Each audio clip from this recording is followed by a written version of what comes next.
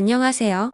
제가 여지껏 살아오면서 평생 처음 겪어보는 상황으로 인해 멘탈도 다 날아가고 정말 많이 힘이 들어서 이렇게 사연을 적게 되었습니다. 한동안은 넋이 빠져서 아무 일도 못하고 정말 송장처럼 지냈습니다. 아무에게도 말할 수 없어 인터넷에 글을 올린다는 사람들의 심정을 이제야 알 것 같네요. 그럼 지금부터 제 기가 막힌 사연을 들려드리겠습니다. 우선 저는 1년 전 맞선으로 만나서 다른 사람들과 다르지 않게 평범한 연애를 했습니다. 맞선 당시 그 남자는 35살, 저는 32살이었습니다. 둘 다 hun기가 가득 차 있는 상태에서 이루어진 만남이라 결혼 얘기는 연애 초반부터 자연스레 나오더군요. 좀 이른감이 없지 않아 있었지만 둘 다 나이가 나이인지라 크게 이상하다는 생각은 안 들었어요. 오히려 그 사람과 저와의 생각이 비슷했기에 더 편했다라고 할까요? 생긴 것도 평범하고 멀끔한 복장에 매너도 좋아서 첫 만남부터 호감을 느끼게 되어서 교제를 시작하게 되었죠. 하지만 젊을 때처럼 불꽃이 튀는 연애를 하지는 않게 되더라고요.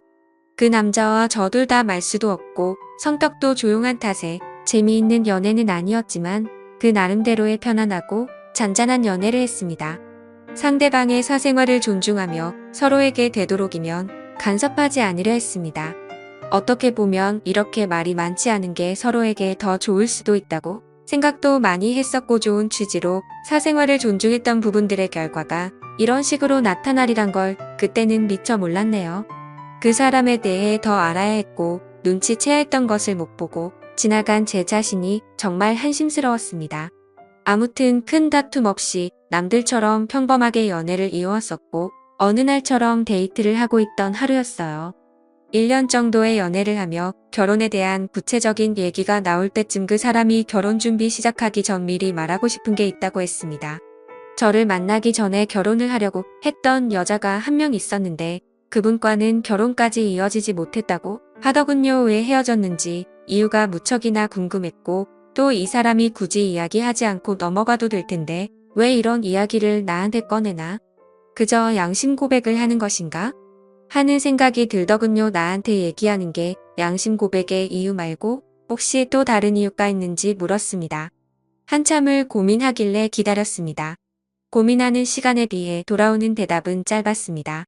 그분이 자기에 있는 그대로의 모습을 못 받아줬다고, 이해하려고 노력하는 모습도 없이 그냥 헤어졌다고 말을 해주더라고요. 그래서 저한테는 모든 사람이 다 똑같을 순 없지 않느냐며 결혼 후 맞지 않는 부분에 대해서는 서로 잘 맞춰주고 이해해주며 살자고 말하고 싶었답니다. 당연한 얘기를 이렇게 고심 끝에 한다는 게 이상했지만 알겠다고 서로 노력하자고 하며 넘어갔죠. 그렇게 시간이 흘러 무사히 결혼식과 피로연을 마치고 피곤한 몸으로 신혼집으로 왔습니다. 결혼식 끝내고 정신없이 신혼여행을 가는 것보다 차라리 신혼집에서 하루 보내고 다음날 저녁 비행기로 가는 게 더 좋을 듯해서 결혼 다음날로 여행 일정을 잡았습니다. 대충 정리를 하고 그 남자가 먼저 씻는다고 하면서 씻으러 들어가더군요.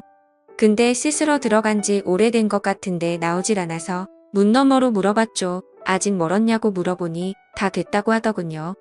그리고 또 10분이 흘렀습니다. 뭘 하길래 이렇게 오래 걸리냐고 나도 씻고 싶다고 하니 금방 나간다고 하더군요. 그리고 또 20분이 흘렀습니다. 기다리면서 슬슬 화가 나더군요. 지금 들어간 지 1시간 다 된 것 같은데 무슨 일이 있는 거냐고 물었더니 기계적인 목소리로 이제 다 했으니 나간다고 대답해서 저는 얼른 씻고 쉬고 싶다고 말했습니다. 그로부터 또 10분이 지났습니다. 정말 별의별 생각이 다 들었습니다. 혹시 하수구가 막혔나? 제 성격이 조금 급한 부분도 있던 터라 도저히 이해가 가질 않았죠. 하지만 말을 걸면 바로바로 대답을 하기 때문에 어디 미끄러져 다친 건 아닌 것 같고, 아님 신혼 첫날 밤이라고 무슨 이벤트를 준비하는 건가? 애써 화를 누르며 또 기다렸죠. 결국 인내심은 한계에 도달해버렸고 끝끝내 참다 못해서 문을 벌컥 열고 들어가 버렸습니다. 그런데 제 눈앞에 펼쳐진 광경에 너무나도 충격을 먹어서 얼음이 되어버리고 말았죠. 그냥 그때 느꼈던 감정을 어떤 말로도 표현할 수가 없을 정도였습니다.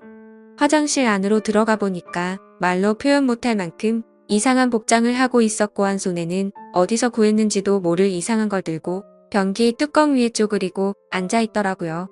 뜨거운 물을 계속 틀어놨는지 안경엔 김까지 서려 있어서 더 충격적이었죠. 솔직히 처음에는 이 상황이 이해가 되지 않아서 한참을 멍하니 서 있었습니다. 그러다 정신이 들어 소리소리 지르며 뛰쳐나와 그 길로 곧장 친정집으로 도망갔습니다. 몸이 사시나무처럼 떨리고 돈도 없어서 택시기사님 핸드폰 빌려서 엄마 보고 나와 달라고 했죠. 엄마와 아빠 남동생은 저한테 둘러앉아 도대체 무슨 일이냐고 다그쳤지만한 시간 동안은 울면서 아무 말도 못했습니다. 시간이 지나고 차츰 마음이 가라앉혀지고서야 일단 나를 보호해주는 가족과 같이 있다고 생각하니 조금 안정이 되더군요. 그때를 다시 생각하고 싶지 않았지만 정말 어렵게 그 상황과 그 얘기를 꺼냈습니다. 얘기를 듣고 아빠는 바로 그 나쁜 자식의 부모님께 전화해서 상황을 알렸고 엄마는 저를 껴안으며 같이 우시고 아빠랑 남동생이 그 자식 가만두지 않는다고 신혼집에 찾아갔죠. 하지만 혹시라도 무슨 상황이 벌어질까봐 저와 엄마도 뒷자리에 타서 같이 가게 되었습니다. 너무 무서워서 조심스레 문을 열었지만 신혼집에는 아무도 없던 상황이었고 그 집에 제 물건이 있는 것조차도 역겹다고 생각해서 대충 제 집만 챙겨서 다 같이 본가로 돌아가게 되었습니다. 막상 집으로 돌아가니 내가 도대체 1년 동안 이런 남자친구를 만난 게 너무 창피하면서도 분하고 부모님을 보기엔 너무 염치가 없단 생각이 들기 시작하더라고요. 결혼을 하기 전에 연애하면서 서로를 다 안다고 생각을 했었는데 그전에는 그 남자의 본성을 숨기고 있었나 봅니다. 아무것도 눈치채지 못한 제 자신이 정말 너무나도 한심합니다. 그 일이 있고 며칠이 지났는데도 아직 연락도 되지 않고 있고 아무런 조치를 취하지 못했네요. 혼인신고는 안 했지만 결혼식까지 올렸는데 말이죠. 정말 인생이 너무 허무하네요. 아무래도 제 인생에 있어서 결혼은 이뤄질 수 없는 꿈만 같은 일인가 봐요.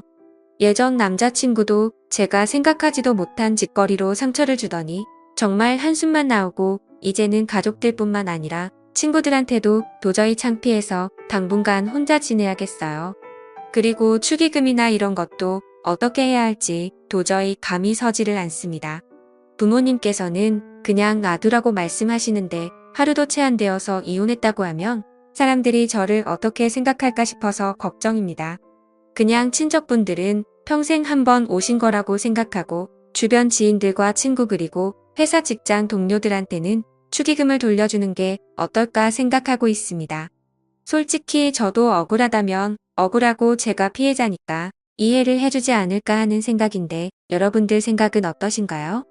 휴, 정말 하루하루가 너무 답답하고 한숨만 늘어가고 이 상황을 빨리 잊고 지냈으면 하는 바람이 가장 클 따름입니다. 오늘까진 충격 속에서 송장처럼 보냈지만 내일은 변호사 만나서 법적으로 어떤 조치를 취할 수 있는지 알아보려 합니다. 제 사연을 읽어주셔서 감사드립니다.